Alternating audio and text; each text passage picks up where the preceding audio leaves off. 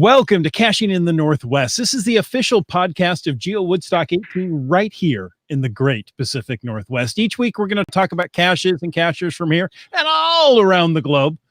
So while you're sending back your double soy, triple shot, sugar-free, extra whip, upside down, double blended, extra hot, iced latte for the third time, we'll be caching in the Northwest. That's right. And that means, well, tonight it means that we've kicked the monkey to the curb and it's nobody here but us. So whatever we want. That's right. And we want tonight to talk about Cachely with the creator of Cachely. Welcome, Nick. Thank you. Appreciate it. Oh, we can't wait to talk to Cachely, but we've got a little business to do first. A quick reminder that we appreciate the support of our patrons who help this podcast come each and every week right to the space between your ears. You know, if you're wearing headphones, if you're listening to your car, it still goes to the space between your ears. And we want to thank Landsharks, our corporate Denali level sponsor. Head on over to Landshark's website or the store and check out their newest products, including the Cache the World coin and tag set, and a brand new, hot off the delivery truck, Landshark's trackable tag. Okay. Ooh, if you want to know more, click the Patreon link on the Caching in the Northwest, cachingnw.com website. If you want to know more about supporting the show. I'm not really so sure. Yeah. I can't say I click that link often, but I know it's there. I do know it's there, and there's some good content on there. Yeah, but now it's time to move on to glows. Just as much as we love the Landsharks, we love our glows. What is a glow, you might ask? What is a glow? Geocaching log of the week. Oh, well, thank you. Whether you read it or whether you wrote it, we want to hear about it because great logs simply make geocaching better. Send an email or a field recording. You want to know what a field recording is? I'm going to play one in a moment. To feedback@cachingnw.com, call into 253-693-TFTC or use the voicemail tool on the website and show us how you glow. Look at all these options I've given you, folks. So, you know, we are talking tonight about Cachely. You know, Cachely's used on a smartphone. You can also record on a smartphone. I don't know if you knew this. I've heard that. Yeah. Somewhere. I tell these people every week, you can do this. That's where I've heard it. I knew it was somewhere. It was right here every Thursday. Okay. Yeah. Hello. You can send in a recording you do on your smartphone. If you need a good recording studio, get in your car. Just close the doors. You can stay in the garage. You don't have to turn it on, but a car has good sound deadening in it, and it makes a decent recording studio. In fact, if you stay in the garage, don't turn the car on. Yeah, that's kind of what I was getting to. Yeah, don't do it. You don't need the car on to do the recording. Tonight we are going to hear from Bloody Cool. Here we go. I solved this one months ago, but decided to wait until winter to go for the final based on previous logs. There was a lot of trash in the area. There was also something else. I felt an awkward slipping motion as I took a step with my left foot and looked down. I had stepped in poo. Yes, poo. The poo was covered by some leaves, so I did not see the poo, so I could not avoid the poo. I quickly signed the log while avoiding the rest of the poo, and then tried to wipe the poo off in the leaves. I then found some trash and tried to wipe the poo off on the trash. I then walked back towards the parking lot and wiped poo off with grass and bushes. Back at my car, I removed my left shoe and put it, appropriately, in a bag meant for doggy poo. Thankfully, this was my last cache of the day, so all I had to do was drive home with my left shoe off. The clutch felt pretty weird to my unshod left foot, but it wasn't a problem. The bag did a good job of keeping the smell of poo from invading my car. When I arrived home, I took my poo shoe out back to the hose, and with a toilet brush, well, I figured it was an appropriate tool, and some spray cleaner, I washed, brushed, and sprayed my poor poo shoe until it was a poo shoe no more. So to sum it up, watch out for poo. Oh, horror stories about poo tonight. Haven't we all been there? Yeah. Highlands guy in the chat even says, been there, done that. Yeah. Ooh, poo. Yeah. Not fun. But there you go. Thank you, Highlands guy. I thought that was very well done. Hey guys, you in the chat. Yeah, you listening right there.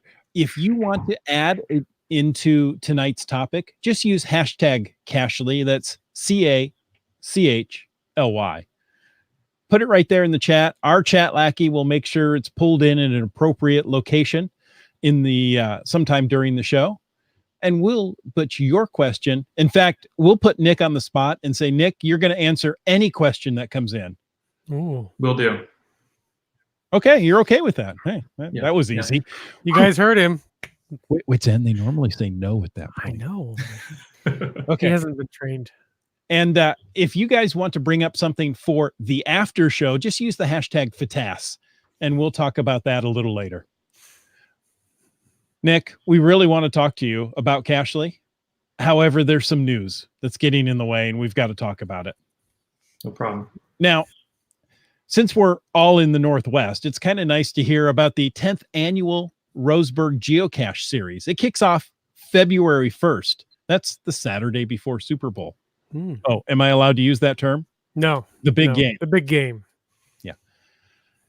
The 10th annual Discover Roseburg / Land of Umpqua Geocache series kicks off Saturday, February 1st.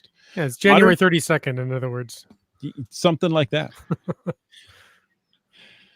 Oh, modern day treasure hunters will get to explore many sites in and around the Roseburg area and ultimately end up with a prize, a limited edition 10th anniversary Geo coin. Only 200 coins were made for the event, and they are prize collector items, the city says. Now, the event begins at 9 a.m. at the Roseburg Public Library. You're going to receive a passport, which lists the coordinates to 5 traditional and 15 virtual caches, and ask a question at each location to verify that you are actually there. After you get the passport, off you go. The kickoff event ends with a raffle drawing at 2 p.m., again, at the library. So we picked the cache locations in such a way that folks get to discover our parks and our other prominent Roseburg sites, as park manager Chris Ammerman. Our goal is for visitors to have so much fun they want to revisit Roseburg. Goldberg, yeah. So if you want more information, you can contact Roseburg Parks and Rec Department or go to cityofroseburg.org. My voice is my passport. Verify me. Where do you come up with that? It's obscure movie reference. So that sounds like a ton of fun, and that's down to the south of us. If you are located more to the north of us, see, February 1st, that begins the month of February. If you want to wrap up the month with another event, February 29 kicks off the Fraser Valley Cache Bash. It's the morning of February 29th in Langley. You're not going to want to miss FVCB3. That's a Fraser Valley Cache Bash 3 Leap Off event, GC8 Hotel Echo Whiskey 8 at 10:30 a.m. in the Douglas Recreation Center in downtown Langley City. There'll be prizes, friends, fun, and it's a great way to make sure we clean up the game board and get some great geocaches out there because, well, company's coming. And when is company coming, Chris of the Northwest? This summer. August. Abbotsford. I love the month the of A August. things, right? Is it A things? August, Abbotsford. Awesome. Yeah. What are you getting at? Amazing. Oh. Isn't there some big event happening up there? Something like a GeoWoodstock. Doesn't start with A, but I'll take it. Okay. A GeoWoodstock is A happening. GeoWoodstock. Yes, that's going to be quite the event. That's Now, what they're is talking about. GeoWoodstock 18? Oh, Does that work? sure. I'll take it. Hey, but tonight we are thrilled to have Nick, the developer of Cashly, with us. Now, Nick, I don't think it's possible, but perhaps there's somebody out there who doesn't actually know who you are. Could you introduce yourself? No problem. I am Nick Hubbard, and I am the developer of Cashly for iOS, not Android. I don't think we've had that question yet, Yeah, but it'll come up. it's Yeah. sure to come up soon. Yeah. We do have to say Cashly is for iOS only. That means iPhones, folks. Sorry, Android people. While it's an incredible program, it's probably the whole reason you should go out and buy an iPhone if you're a geocacher. That's I a agree. significant expense, but Yeah. Well, okay. there you go. Question in the chat. Brylang, is Cashly available for Android yet? Not We'll yet. get to that question and many more in a minute. But hey, I just want to say it's really good. You know, we love all geocachers here on Caching in the Northwest, but this is Caching in the Northwest. So it's great to chat with a fellow Northwesterner. And right here in the Northwest, as we just alluded to, there's a lot of great events.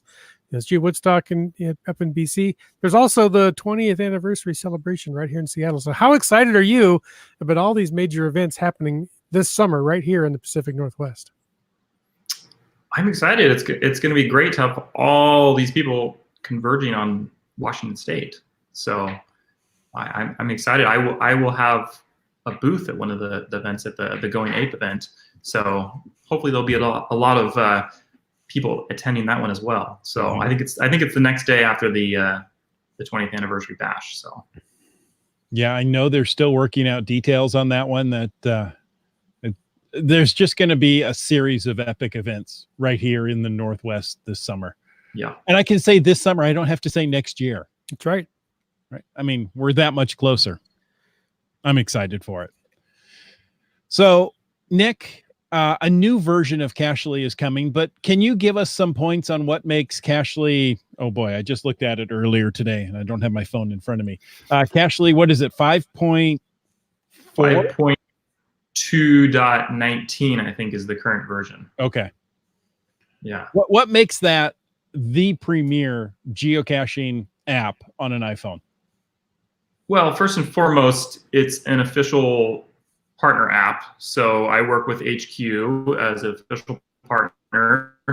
So your RegCache.com account, and it syncs all your data. You view all your pocket queries. You see all your finds. You see all your profiles, your friends.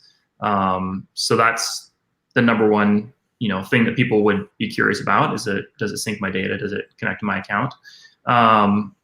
And you already have your iPhone in your pocket. So another thing you need is offline maps if you are going to be out in the woods with our beautiful Northwest up here. And Cashly has really beautiful premium offline maps, so you can download maps of the entire world. They're sectioned off by state and province or country, and so that's something that we've worked really, really hard on, and is one of our big headlining features. We have really great offline support for caches, so you can save thousands upon thousands of caches offline with their images and all of their data, and then you can couple that with the offline maps, and then you have a great offline device with your iPhone. So, and Cashly has a million other features that we'll dig into, but from filtering live caches if people are always just online and they have a cell phone service, to pocket queries like we mentioned, to importing GPX files if you are even like on a PC and use GSAC or something. So lots of different ways you can bring in caches to Cashly. Nice. Yeah, being able to bring in caches from a different app or different program is really nice. Yeah.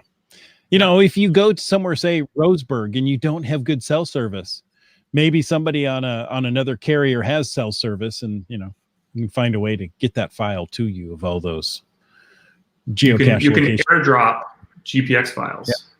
Yep. There you go. Oh, I didn't know you could airdrop them.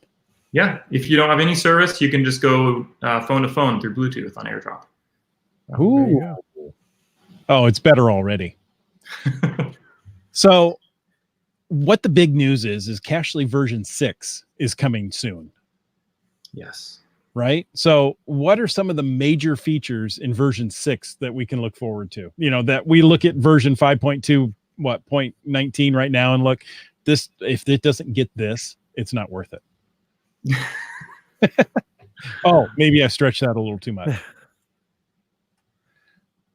Well, so I don't have a set date of exactly when I'll release that. That usually just depends on, how long development, if my beta testers find critical bugs, kind of planning a perfect time to release it and things like that. But yeah, as far as some of the new features, one of the top feature that I wanted to mention was a new TV scanner. So there's going to be integration with scanning trackables. So that means the actual code. So you can have a little teeny printed, code right on your metal coin or anything, and Cachly will scan that for you. It'll pop up a menu asking you what you want to do with it. You can choose to save that right away as a Discover log to your pending logs, or you can view it. So you can quickly just go through a list of scanning. If you're at an event, you can just scan a bunch of them and discover them right away. And then you quickly go over to your pending trackable logs, and then you can upload them all at once. I think I mentioned, or you were asking me if we should group some of the trackable features. Is text templates for trackables. So you could write a new template for a Discover log, and then when you're using the TV scanner, you would have an automatic message if you wanted to have that, and that would just go right into that log you've created with the TV scanner, and then upload those all without even writing another message. So kind of integrate those two features. Amazing. So you could just say, hey, I discovered it at the 20th anniversary celebration event in Seattle. Put that as a template, and then just go around. You could go around to cars. You can go around to coins. Yes. Just start snapping off those logs. Yes. Oh, that is incredible. Just start scanning. So, and then one thing I think will be coming in the future to that scanner is the ability to scan coordinates. All users, they'll go to an event and they'll get a printed list of coordinates sometimes of like unpublished caches. And so Cachly eventually will be able to just scan those coordinates really quick. And then, and you can bring those up and create a new cache internally in Cachly. Yeah. So that's something I have on my list that will work in conjunction with that scanner. So Nick, you broke up a little bit there, but you're working to get Cachly to scan coordinates off of a printed sheet. So if we go to Roseburg, now I won't say that the app will be ready yet, but if we go to Roseburg and we get a passport of, these 20 geocache locations and they have the coordinates there, will it scan one at a time, or will it scan multiples and create multiple entries? It would scan one at a time, and then it would verify that, it would show you what you just scanned, and then you could verify it. So, but that part of it would be coming later. Okay. That's incredible. That's a huge time saver right there. Yeah, that's the goal, because some people said it's such a pain to get those kind of, like, if you have it on paper, it's such a pain to just sit there and type it in. Nice. Yeah. Now you also have some trackable searching options. Yes.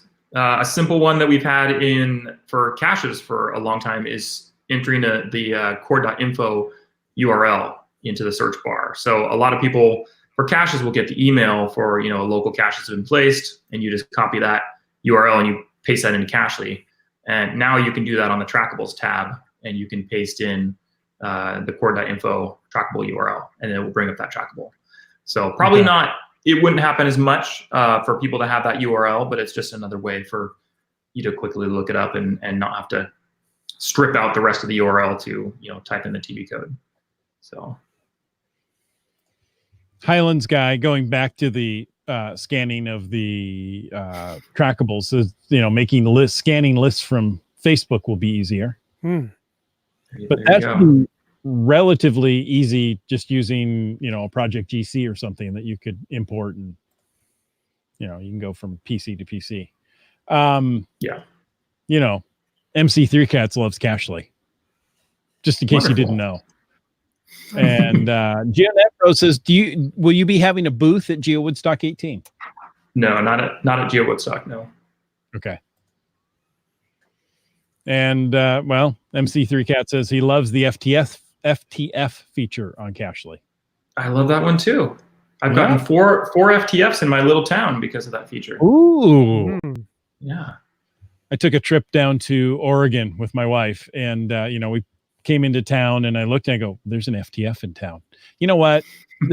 It's not right for an out of towner to go and get the FTF. I won't do it.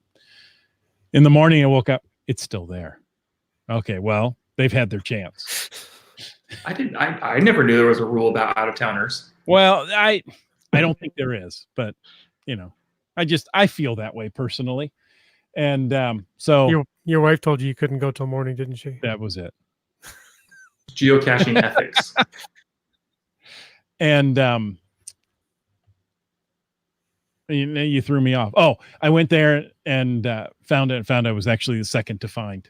So in some places there's an unwritten rule that you don't log online for the first 24 hours, so that people I've heard about that. Will go out and actually try for the FTF because it builds excitement and all that. That's a thing, huh? Well, according to MC3 Cats, there are caching rules per Chris of the Northwest. Oh, well. Yeah. Obviously. It's all become clear now. So Nick, we said we would get somewhat random questions in the chat. Yes. On Christmas Day, there were Santa hats. Yes. That's a little Easter egg that I like to put in there every Christmas. Yeah. Is that automated that on the 25th it turns on? Or do you have to go? So it's just a date check internally. So if you are loading it and it checks that date. So yeah, a couple people on Facebook, they had some confusion. They were like, "Hey, I'm not seeing any," and I'm like, "Well, it's the 26th, so you won't see any on the 26th."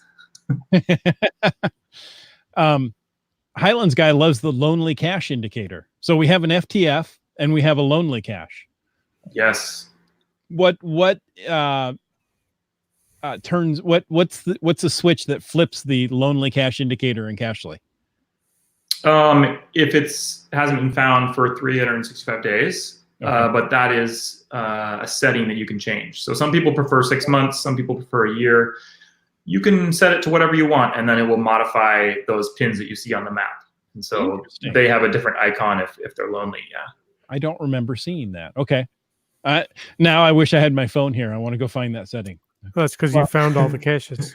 Maybe that's it. But sadly, there's usually a lot around people with lonely caches. So, especially in the Northwest where people hide them in the woods and people don't check them for a long time. Yeah. I have an FTF myself that I placed that's going on almost a year that nobody's found on Mount St. Helens. So I'm gonna plug that right now to go find it. Okay, what's the GC code? If I had been prepared for that, I would tell you. But it's called it's only about backpacking guys cache. It's the only FTF on Mount St. Helens. Okay. Well, there you go. Yeah. Yeah.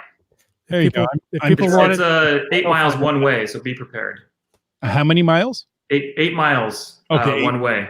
I heard 80. I'm like, what? 8 miles. Okay. Yeah. MC3 Cast wants to know if you can do party hats for New Year's Day.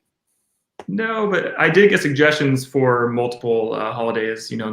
Something for Valentine's Day and different things like that. So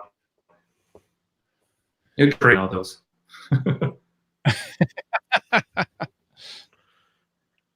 So, okay, let's get back to what's new in 6.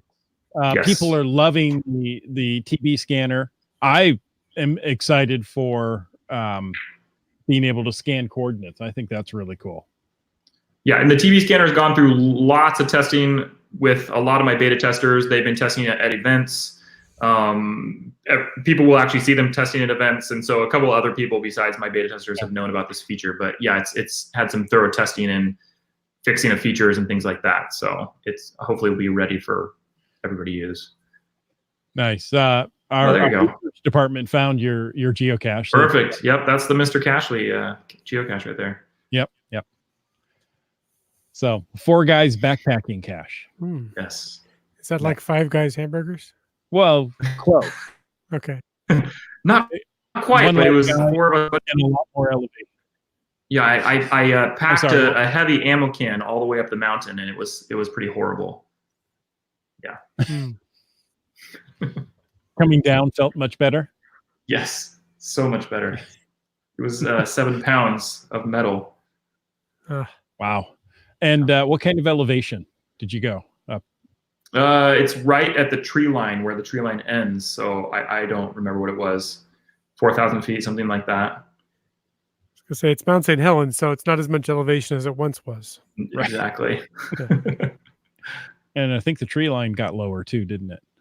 Yes. The trees had to regrow. So Yeah.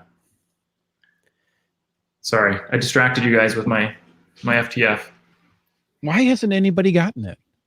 It's been a year. I don't know. I placed it at the kind of the end of the summer, and there's lots of people know why I didn't go there to find it. So it's kind of strange. But we'll wait till this summer. Yep, there we go. As long as Geo Jerry says, as long as it's not above 4,000 feet, you need a permit. Well, then it's under 4,000. There you go. You need the 4 Guys backpacking cache to work off 5 Guys burgers. Yeah. Yeah. Thanks, Carson. Exactly. That's one of my beta testers. Is it? Yep. Awesome. Thanks for joining Carson, how is Cachely 6.0 beta working for you? So Nick, hopefully well. Yeah, let's get back to that. You've got some personal notes options here. Yeah, so this one is a feature that was requested by a couple people for about 4 years now. They wanted a way to be able to save images along with their personal cache note. So personal cache note is just for your user, nobody else can see it. And they wanted to be able to save images along with that were just for themselves, so they could see where they had hidden their caches, so for cache owners. And so now this new feature will allow you to upload images to iCloud Drive. So it will sync across your devices. You add it and then you delete cache on your phone for whatever reason. It's not going to delete all your photos. So it's just another way to kind of store photos that are associated with an actual cache. So I think it's actually pretty cool. I worked on it a long time playing with it, and it's actually kind of a fun feature to have some images attached with certain caches, especially if you're a cache owner. I certainly like the personal notes that sync across multiple devices. Yeah. So, while I'm out working on, something on my phone, I can come back in the evening, sit on my iPad and maybe, work out that puzzle or write some more details on a little larger screen. So yeah, just come across. So now being able to do photos and other things across, that's nice. Yeah. Carson asked, do you really want an honest answer? Yes, we want honesty. He's just kidding. The new great overall. He's excited. Okay. Let me turn that off. There we go. You're talking about the next feature you have listed here is state restoration. And I'm sure we're not talking about Washington State. Not US states. No, this is actually a big, important one that is a major development that is also very boring, but I will explain it. So on iOS, when you use an app and then you leave it and you go use something like the camera or you go use Facebook, your phone uses a lot of memory for those other apps, and it will eventually kill Cachely in the background because it wants to get that memory back. And so when you return to Cachely, you're taken back to the first screen, to the live tab. It does another search for you, and people are just used to this. But I've had many complaints over the years of saying, it's annoying. I understand, and it's annoying to me too. So now with what's called state restoration, you basically will return back to Cachely like you left it. Even if the system kills it, we restore everything that you saw before. So all menus, all caches that were already on there, your navigation that you've navigated visits like that. So it will be seamless, and you will never really know that the system killed Cachely. You'll just return to where you were, and everything will go on merrily. So that's the goal, is to make it seamless for cachers and for users, and they'll just never know that it's even working. So. Oh, I can't tell you the times of, hey, let me go look in this area. Let me scroll the map over, look at caches here. Oh, I've got a phone call. Hang on. I come back. Okay, hold on. Let me scroll over here again and do a search again. Now it's going to remember where I was last. I like that. Yeah, and even like I personally would be on the navigate screen, navigating to a cache, and I'd flip over to my phone or to my photos, look at some photos or snap a picture and then return, and then it's, you know, back to the start screen. So it's definitely annoying. Nice. Well, it was annoying. It won't be anymore. That's right. The next point you bring up is a history screen shows highlight colors and allows searching. Yes. So for users that are really into using highlight colors, those now show in the history. So when you caches and they get added to history, it's also included, and as well as a new search field. So you can search by GC code, by cache name, and also by type. So if you just type traditional or multi, it'll filter those all out. So just another way to kind of quickly find or show some of the caches that you've recently viewed. So I personally use the history screen all the time. I don't like trying to remember GC codes that I've looked at, you know, a couple days ago. So, or even your own caches sometimes. Exactly. I don't memorize them. So I don't blame you. I don't know mine as well. Yeah. Now, you've also done a bunch of offline list and offline filtering improvements. Yes. So offline lists, there's kind of some bulk options now if you want to manage, if you have lots and lots of lists. I've had users that say they have 100 lists and it's a big pain to, you know, delete each one, kind of done with. So now there's a way to select, you know, a couple at a time and delete those, or you can choose to delete all. I don't know who would want to delete all, but there's got to be a use case for that.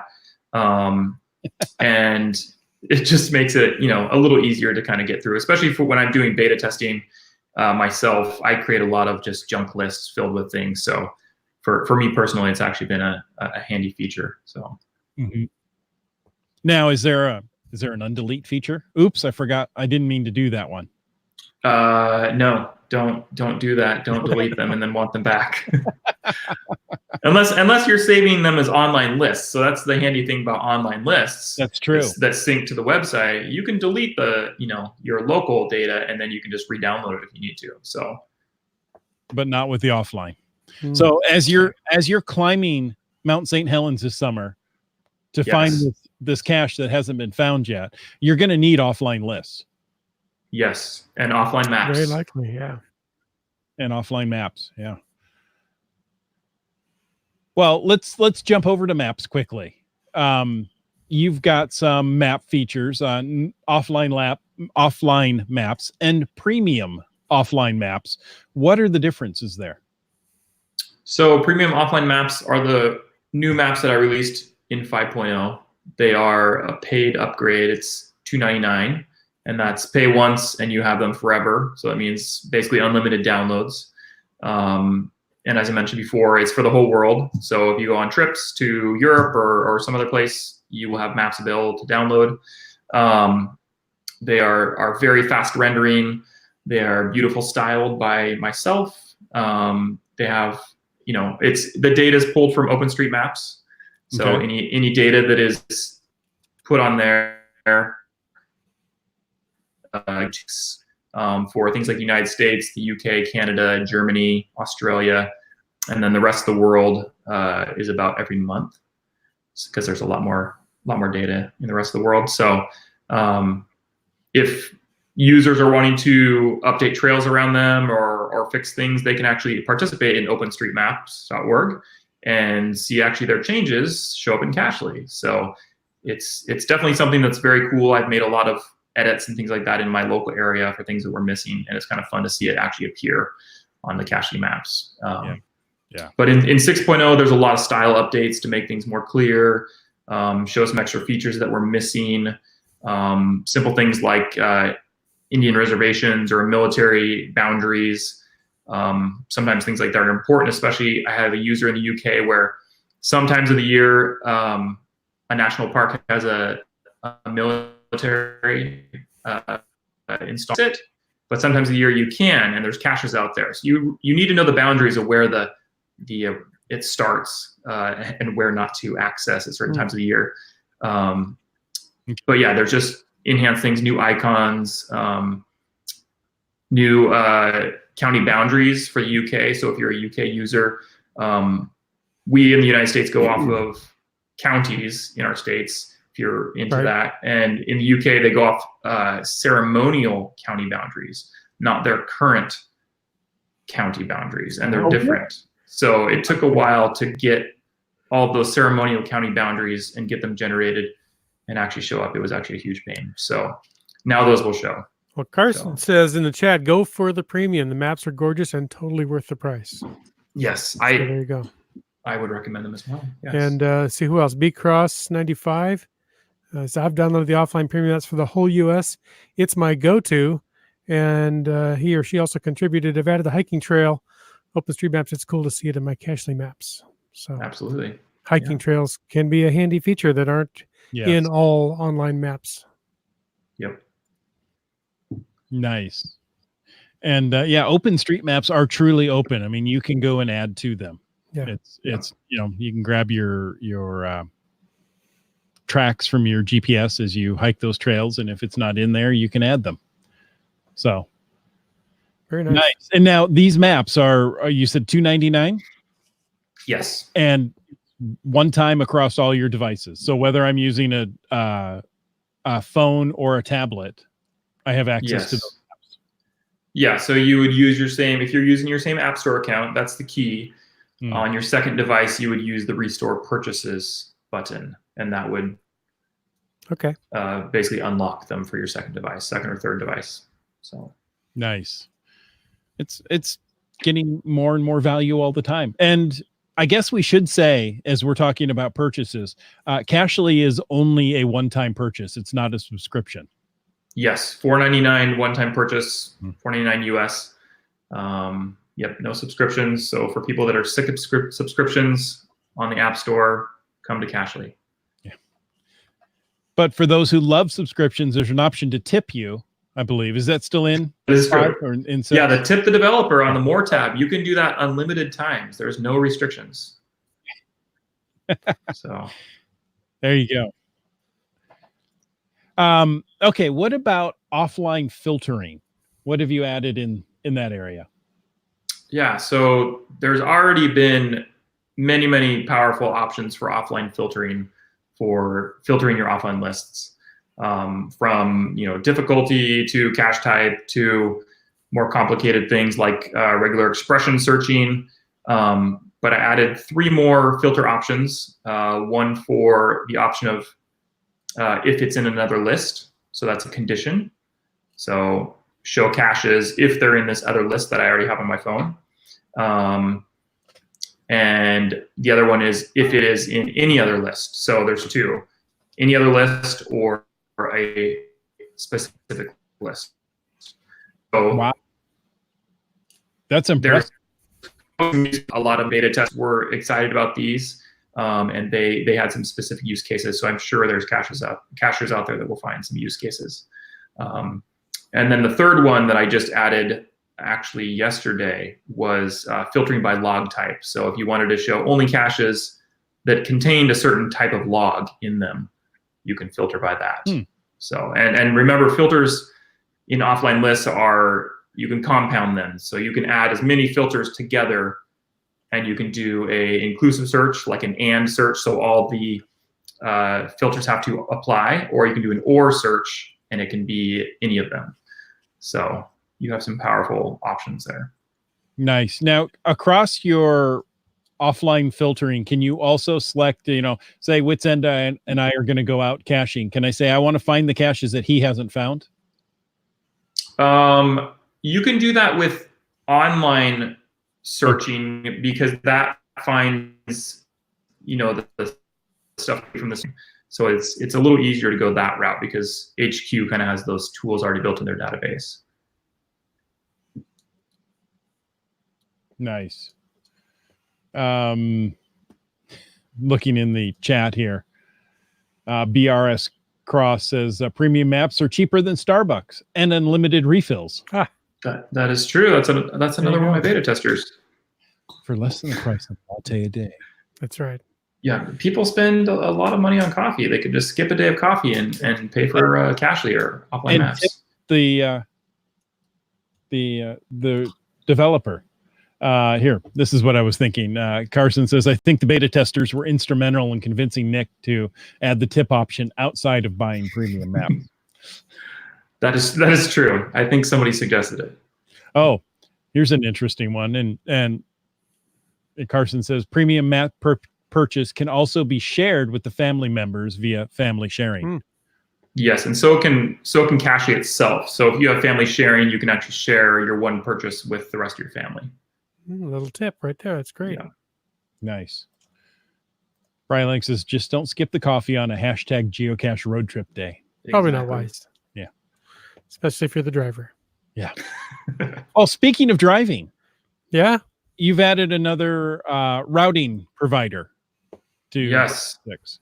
TomTom Go is an app that I've had requested for years and years, and there's never been a way to send coordinates to that app. They just have not included that. And just a couple days ago, I had somebody say, I just saw that they did that. And so it was a quick and easy add, but that app just needed to.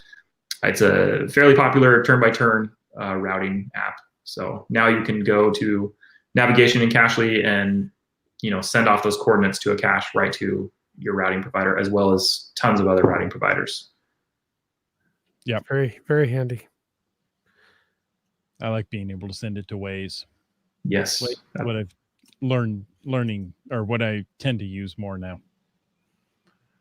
Yes, and Chris helped me with a very bad bug in Waze dealing with Cashly, and hopefully that's fixed for you. It was snapping to roads when you were actually caching away from the road. Yes. Yes. Yeah. I found that when I opened up any other navigation program along with Cashly, yes, neither one played well together. Yes, and I had to go to an Apple engineer and ask him what is going on, and they told me the solution.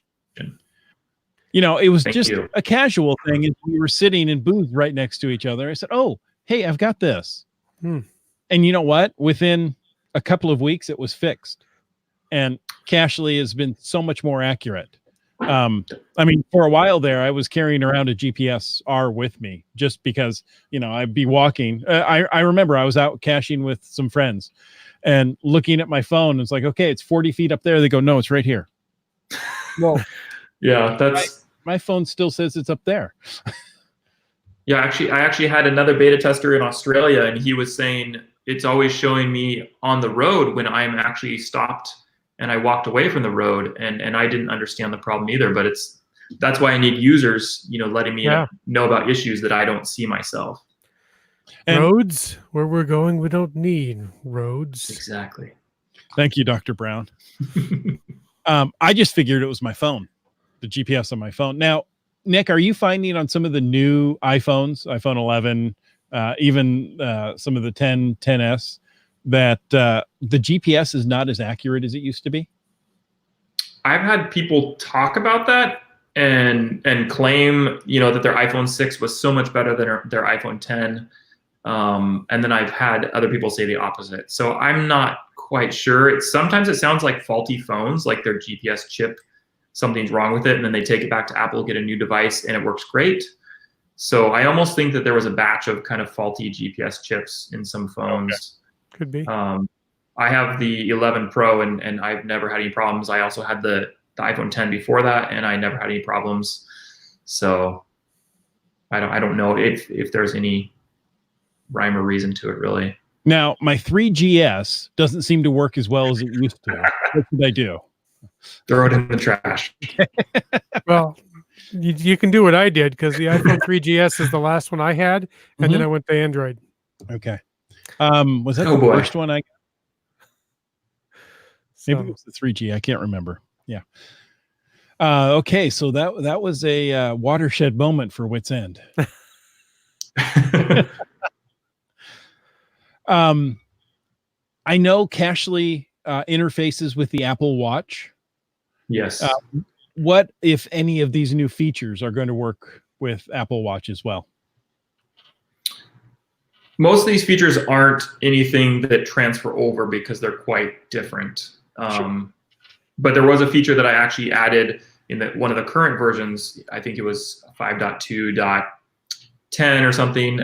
When the Series 5 came out, it has a real compass on it. So I made sure to get one of those watches, test it out, and so the Apple Watch version of Cashly now, so you can just stand there, turn in a circle, and actually get compass readouts rather than the GPS course information. So you have to actually be moving for it to know your direction. So if you have a Series 5 watch, make sure you upgrade because it's actually pretty cool. So, but beyond that, the other two features that I hopefully will be adding in 6.0 is the ability to see waypoints for caches, because right now you can't see those, and so you can't navigate to any waypoints. So that will be one, and then hoping to have proximity alert integration with it. So you could put your phone in your pocket and have that kind of running on your phone, and then it alerts you on your watch when you're coming close to a cache. So Nice. those, yeah. Carson says, I've seen people report problems on the Cashly user Facebook group, but I've not had any problems with an iPhone 10 or iPhone 11 Pro. Both were great. Yeah, that's where I've seen them all, is on the Facebook group. Okay. And Paul says the SE, the iPhone SE still works great for the time being. That's good. Okay. Here's the $24 million question. Well, yes. Maybe it's just the $24 question. I don't know about the value. Is there any chance we could get this on Apple CarPlay? That is a good question, and I actually think it would be pretty cool to do, but Apple requires to submit an application to them to apply to even be part of CarPlay, and they have to approve it or not. So I have put in an application because I'm curious about it. I would like to at least give it a try, but it's probably been at least 6 or 8 months since I put in that application. I've never heard anything. So I don't know if that's a no or if things just take a long time. But I am a little bit nervous because I think they would probably assume that people would be interacting with their screen a lot, and it could track. I'm not sure if that's why I haven't heard anything. So we'll see. It would be a fun thing to explore. It would be fun. Yeah, that would be fun. And, you're worried about distracted driving. It doesn't matter the laws that are passed. I still see people, going down the freeway, working on their phone. Like, are you kidding? Are you kidding me? I feel like coming up next to them and honking the horn, but I'm afraid they would. I'm tempted as well. Crash into my car, and then what have I done? Okay. Yeah, don't do that. You might drop your own phone. Yeah, exactly. But being able to send your waypoints out to a map is really, I think the magic of Cashly and CarPlay there. Once you say, hey, this is the cache I'm going to, send the locations to Apple Maps, and then you can pop it up, or Waze. Does TomTom Go work on CarPlay? Did they say yes to that, or is it just still Apple Maps? Apple and Google Maps are on CarPlay. So yeah, Cashly integrates with those currently. So, there is some integration with Cashly currently where you can pass off coordinates and then use your car to drive to them. So it's not at a complete loss. Carson wants to know, which feature are you most personally excited about for version 6? Next. He said he was going to ask this question. So it's not a surprise. Never mind. Let's move on. Yeah. Okay. No, it's actually state restoration, because it's been in the plans for so long, and I think it's super cool. But other users, like I said, it's supposed to be seamless. So it's a feature that I think is super cool. I've worked a ton on, but users will probably never notice it. So. Right. Which is a good thing in this case. It's I was going to say, some of the best features are that way, when they notice the irritations and they don't notice it when it just works. Yeah. Oh, look, it came back where it was. Okay, great. Thanks. Yeah. And don't realize how much work it took just to get that hey, it worked. Okay, great. Yep, exactly. CRS98 asks, do you have a Where I Go player built in? No, Not currently, and it's something I've been kind of interested in. I know there's not a lot of those still around, but I know there's some people that are still interested in them. I know that the current iPhone app is pretty bad, and it's got even worse in iOS 13. I've heard. I've played with it, but yeah, it's the cartridges use kind of a complicated old language, and so you have to actually read them, and it's something I'm looking into. It's not something I'm actively developing, so we'll see. Fair enough. Yeah. Okay. GSM times 2 says, how many hours a week doesn't Nick spend programming on Cashly? I can talk to you about 1 hour on a Thursday night. Yeah. But, And beyond that, I think the rest of the time is. yeah, when he doesn't programming, he's talking about it. No, Like usually it's meeting up early with- in the morning, so Oh. before my workday starts. Nice. I think we have caught up with the questions. I'm looking through. Yeah. Yeah, I think we're caught up. Behind the caches will 6.0 have a challenge checker built in. Ooh. I've actually talked to HQ about that because I would love that kind of thing to be added to the API, because currently are excluded. Like if it's on a cache page, those don't show up in the API when I pull down the description for those caches. So it's not something that I can currently do, but I hope that they add that in the future. And then I would add it to Nice. Cashly. Yeah. Well, you said you would answer any question. So here comes Okay. one from the guy that says feature request to parse GC code info pasted into the search bar. If I paste text such as, hey, where is GC12 ABC hidden into the search bar? That's a good request. I'll note that. There you Okay. go. Thanks, Highlands guy. Yeah. Okay. We'll give him a moment here before we ask the next question. Okay, I'm good. Okay. Can you open cord.info links in Cashly? You can paste those in search, yes, from an email, because those are tied directly to the official app. So if you open one of those, it'll either open in your browser if you don't have that installed. If you do have the official app installed, it will open in that. And I can't override those settings. So By the way, GC12 ABC is in Bayern, Germany. Die Mühle nimmt schon total Mühle Menscha. So there you go. You to say. I just had to look it up. By the way, it's behind the cedar tree. Oh yeah, the bison tube. Yeah, Highlands guy says that. Yeah. Whoops. I may have missed it, but will Nick be at the 20th anniversary event? I will not be at the 20th anniversary event, but I will be at the Going Ape event the next day. So if you are there, I will have a booth and just look for that's green.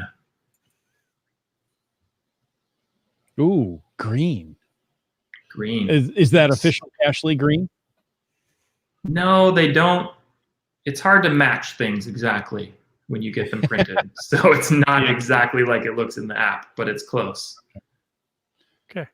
Well, apparently, BR Cross is letting us into some inside info. There is a way to open it from email links. The method is posted in the Facebook chat group. Okay. Oh, I think there's a way where you can create a custom action or something like that on your phone. I'm forgetting, but yeah, it's not as simple as just pressing the link and opening. Okay. But I think he's right. There's a way. Is it like using actions? I think it is using actions. I think so. I just started using those recently. There's some interesting things. Yeah, Well, they can be really Nick, powerful if you make your own. Apple Shortcut. Sorry, that's what it's called. Yes. Oh yeah. Yeah. Carson says, I've been playing with Apple Shortcut to open caches in Cashly using the iOS share sheet. seems to work pretty well, but I want to play with it more before I post it to the Facebook group. Yes. This one goes back earlier. Will you be able to search for trackables in a cache in the filters page? Oh, no, I guess we didn't ask that. Search, like if caches have a trackable, because you can currently do that. Like if the cache contains trackables in offline lists, it will show them. So if that's what they mean, then yes. But if you're looking for a particular trackable, you just go to the trackable page and see where it went last. Oh, and he said yes in the chat. Oh, mine hasn't updated yet. Wait for it. There it is. Yes. Okay. Oh, isn't the internet great? Now, Nick, you have answered so many questions about Cachely, but I'm sure there are people that are going to listen to this driving in their car thinking, I wish I had asked this question. Where can they go to find out an answer? We are on Facebook, so just go to Facebook and search for Cachely. On Twitter, it's at Cachely app. You can go to Cachely.com, or if you already have Cachely, just go to the More tab and use the contact support option. So those are the most direct ways. Nice. Well, Nick, thank you so much for coming on. I mean, we're almost an hour into the show, and we've barely touched the point, what all of 6.0 is going to do. Yes, there's much more to come that we didn't mention. So. You are a prolific man. Hey, folks, thank you so much for tuning in. We hope you enjoyed this episode. Now, next week, we are going to talk with David Webb from Explore Magazine. Mm-hmm. And in 2 weeks, yeah, that's 2 weeks out, we are talking with GSM ×2 on boating safety. So as you're getting ready to chip that boat out of the ice and put it in the water, you're going to want to find out ways to be safe. Yeah, because before you know it, the weather's going to be nice enough to boat. Yeah, that's right. So pays to be prepared. Just don't get sick. Ooh. Yeah, no. All right. Well, I also want to take a moment to thank Land Sharks. You know, they are our corporate Denali level sponsor. Landsharks.ca. That's Land Sharks with a Z. It's the outdoor adventure and geocaching store. You can check them out online, or you can even go in person. Visit their store in Victoria, BC. Been there. It's really nice. They're open 6 days a week except holidays, and they ship online orders daily. We also want to thank our faithful Denali level supporters. That's Land Sharks, JP's Geo Designs, Limax, Team Squirrel, and Groovy Owl. If you want to know more about supporting Caching in the Northwest, click the Patreon link on the CachingNW.com website. Now, we'd like to thank the people that have done that, like Dune Buddy, Kettle Barb, and Boomer 365, GSM ×2, and Ackerdoc, B Pendragon, Trexer Zero, Camp Clan, Seabeck Tribe, the Geo Travelers, Genice, Keats 94, Kid Vegas 19, Wet Coaster and Greenwords, M Nerve, Islands Guy, T Sayer, Kitty Quest, Subway Mark, Kev MacD, Wino Seattle, GeoNav Pros, MC3 Cats, CRS 98, Sprouter, Antaeus, Broncos Fan for Life, Fairway West, Billy Robson, Sega Hove, Team Noltex, Tick Magnet, Alarobrick, and Dora Moore. Ooh. Thank you to everybody. All right, so we've covered where to reach Nick. Where can people find you, Chris? Well, you know, you can look for me on Twitter and Facebook at CachingNW. Instagram, I'm Caching in the Northwest. What about you, Wits End? I'm Wits End. Twitter, Facebook. It's slightly spelled differently on Instagram, but you can find me there. And of course, the geocaching.com message center right here on Thursday night. And go to CachingNW.com/hosts. There's a little bit of information about all three of us oddballs. That's right. And we are quite odd. But most of all, we want to thank you for taking the time to listen to this episode of Caching in the Northwest. Don't forget that you can be part of the show. Call into 253-693-TFTC and leave us a comment, ask us a question, or help us get out of a speeding ticket any time of the day or night. Of course, you can email us at feedback@CachingNW.com. Your support helps keep quality shows coming. If you like the show, Click the Patreon link on the cashingnw.com website and subscribe on iTunes, Google Play, Stitcher, and so much more. Spotify. Give us a thumbs up or a review. This show is produced by Chris Umfenauer, Jim Paulwitz, and Jay Kennedy. It's licensed under a Creative Commons Attribution 3.0 license. Copyright 2020 by Chris Umfenauer. And now, folks, we ask you to stay tuned for The After Show.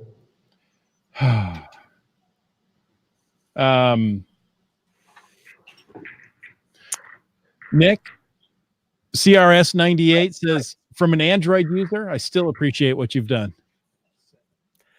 Thank you. That's very kind. Isn't that nice? Look, Yes. Look at all the thank yous. There's a large tip sent in appreciation of 6.0. Thank you. Very, very nice. That's it. I need to trade in my Android for an Apple. You can also become a patron of Cashly on Patreon, says Behind the Cash. Yes, you can. I think it's patreon.com/Cashly. Oh. GSM times 2 says, first time on Caching in the Northwest. I'm looking forward to sharing the information gained from 34 years of boating safety with the Ventura Harbor Patrol. Ooh, good experience there, I'm sure. Yeah. Can you make Cashly run here on my Pocket PC? Well, looks a little big. Some of the first geocaches I ever found were with this device. Yeah. With Mapopolis. Is that like inserted into a GPS? This is actually it's a dashboard. It's a cradle that I hacked to take a battery pack and an external GPS mouse, and it was quite the Frankenstein unit, but it worked. That's cool. It wasn't as much as the first Frankenstein unit, but that one was pretty good. Yeah. That had a phone type connector to plug in a mouse GPS unit. Yeah. But if that GPS lost power, it would shut down. It had to go through its entire startup sequence, which seemed like several minutes when you're waiting for it. So yeah, I had the little AAA battery pack, the phone adapter cable, and then the GPS would plug into this phone adapter cable. And I think I had a little metal plate that I would stick it to because it had a magnet in it. And it was the kludgy, and people on the trail would stop and go, "What's that?" But hey, we've done a lot of geocaches with that. Yeah. And I didn't have anything like that, and I was jealous of it. Thanks, Ferris. Hey, you're welcome. Yeah, I had to edit myself there. UDAC apparently won your geocoin, Nick, from the Podcast of Hope. So thank you. Wonderful.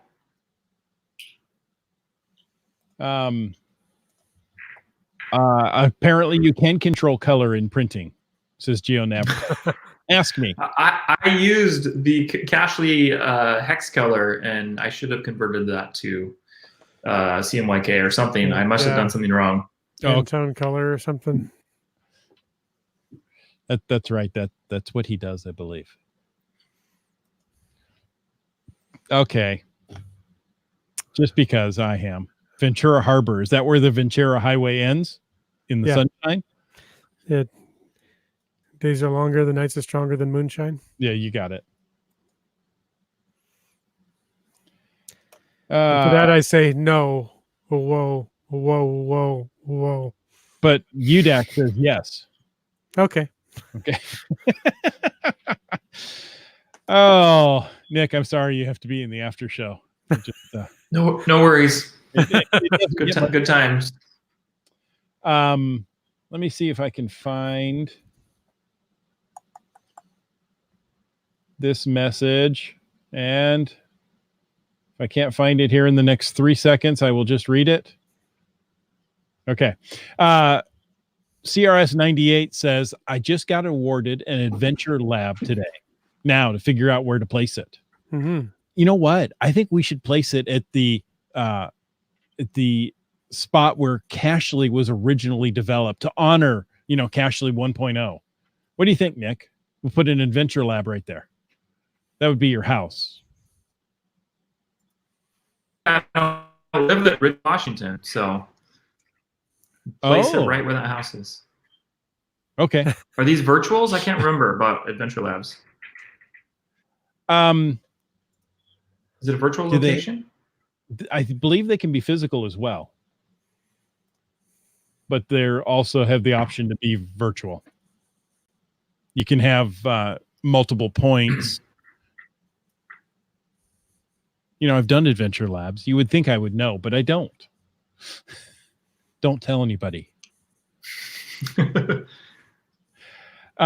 Also, today, Geocaching HQ put out a press release about a new souvenir, fun in all directions. Here, let's see. I can screen share here. I was going to say that was way up the top of the show that she contributed that. So there you go. Fun in all directions is a souvenir. I was going to say I love it because it's on 02/02/2020 is the date. There you go. Great thing about that, two please things. tell. Well, two things. Number one, it doesn't matter if you do month, day, year like the U.S. tends to do, or day, month, year like Europe tends to do. That, and really, there's really nothing else going on February 2nd, so you might as well go out and go geocaching. It is a Sunday. Yeah, There's that football game on. That's that superb owl, but A superb owl. yeah, but you know, nobody really wants to see those teams. Go red team. Yes, the red team will win. Yes, none of those are the Seahawks, so I've lost interest. Though there's one I don't want to win. One of the red teams I don't want to win, and one I do, but it's okay. So 02/02/2020 is an international palindrome date, and it will have a new souvenir. So on Sunday, February 2nd, 2020, find any geocache, any adventure lab, or attend any event to earn the Fun in All Directions souvenir. The souvenir will be awarded as soon as you log your find or attended. The Star Cacher says they can repeat the same thing next year on 12/02/2021. True, but only in the U.S. with month, day. And it's also Groundhog's Day. Does that mean it repeats over and over? Phil Connors, do you remember me? Because I sure as heck fire remember you.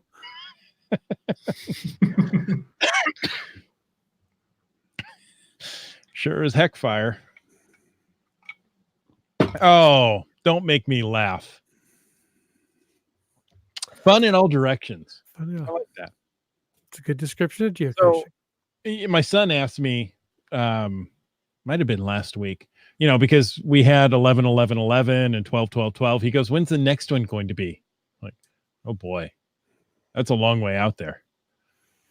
Well, there you go. Might be able to, you know, come up with some number run if we move the month and year and day around creatively, but it's going to be tough. So say, well, kudos to geocaching for coming up with that one, because that's a neat data arrangement there.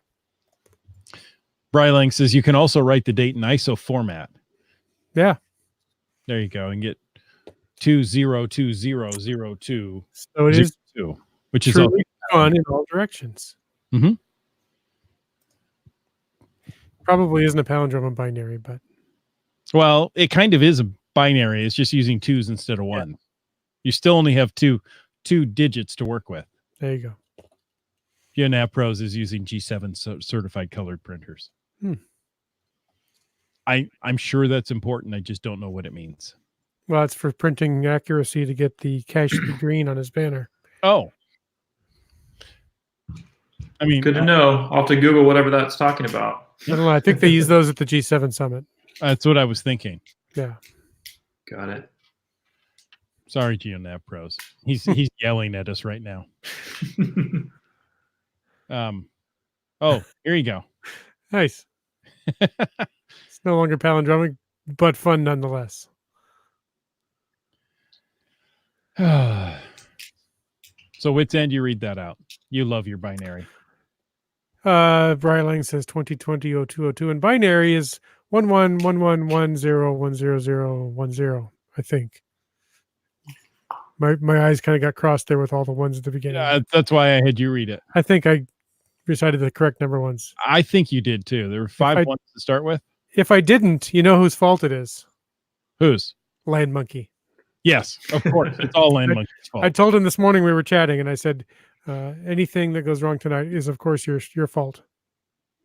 Just, in principle. Thank you for doing that. He said he was going to come up with some plausible deniability. Like to which I replied, well, in your defense. Yeah. If you have to start a sentence in my defense, you can't defend it. That's right. I learned that. From Land Monkey. The silly Land Monkey. And we didn't even introduce him. He can't be part of the show. No. But speaking of the show, I think we've gone on quite long enough. I'm going to turn into a Tumpkin soon. Ooh.